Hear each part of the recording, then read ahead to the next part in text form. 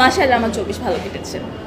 সাকিব ভাইয়ের সাথে যদি আমার কাজের অফার আসে আমি অবশ্যই করবো। যেমন আমার প্রিয়তমার সময় আমার হচ্ছে প্রিয়তমাতে একটা ক্যারেক্টারের জন্য বলেছিল, কিন্তু আমি চেয়েছি আমি যদি বড় পর্দায় আসি, বড় পর্দার মতো করে আসি, আমি ছোট রোল প্লে করে আমি আসবো না। দ্যাটস ওয়াই আমি প্রিয়তমে কাজ করিনি, বাট তার সাথে কাজ করার অফার এসেছে ওইভাবে, তো ওইটা আমি এখন পর্যন্ত এক্সপেক্ট করিনি। আমার ঢুকেই খুব ভালো লেগেছে, বিকজ একটা এনভায়রনমেন্ট হচ্ছে একটা সুন্দর মানে পরিবেশ যখন ভালো থাকে সব কিছু এমনি ভালো লাগে। তো ঢুকে আমার পরিবেশটা খুব পছন্দ হয়েছে।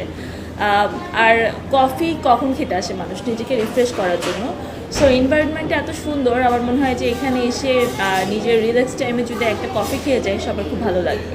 আমার থেকে একটু কম কমফোর্টেবল, বাট শুটিং মোমেন্টে আমার মনে হয় এটা আমাদের আর্টিস্টদের জন্য একটা কমফোর্টেবল জোন হবে, বিকজ অফ হচ্ছে বেশিরভাগ শুটিংয়ে আমাদের উত্তরাতে হয়, আশেপাশে সব হচ্ছে শুটিং হাউসগুলো আছে।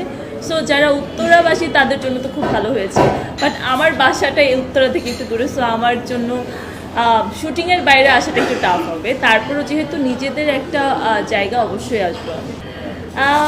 অ্যাচিভমেন্ট যে বড় কথা হচ্ছে 24-এ আমি আসলে নিজেকে বেশি সময় দিয়েছি। আমি 24-এ বলবো না যে অনেক বেশি কাজ করেছি, বাট আমি নিজেকে অনেক কিছুর জন্য প্রিপেয়ার করেছি, নিজেকে সময় দিয়েছি। সো 24 অ্যাচিভমেন্ট ওভাবে দেখার মতো কিছু না হলেও আমার জন্য ভালো লেগেছে। আচ্ছা, আমার তো সিরিয়াল যেহেতু আমি বেশি করে, আমার বেশ কিছু সিরিয়াল হাতে আছে, তো সিরিয়ালগুলো তো আছে, সেই সাথে আমি 25-এ 15-র পরে আমি একটু দেশের বাইরে যাচ্ছি, এসে আবার স্ক্যাজুয়াল দেওয়া, যাওয়ার আগ পর্যন্ত স্ক্যাজুয়াল দেওয়া। বড় পর্দায় আমার যদি গল্প মিলে যায়, আমি যদি যে টাইপের কাজ করতে চাচ্ছি আমার মন মতো যদি আসে, যে কোনো সময় দেখা যাবে।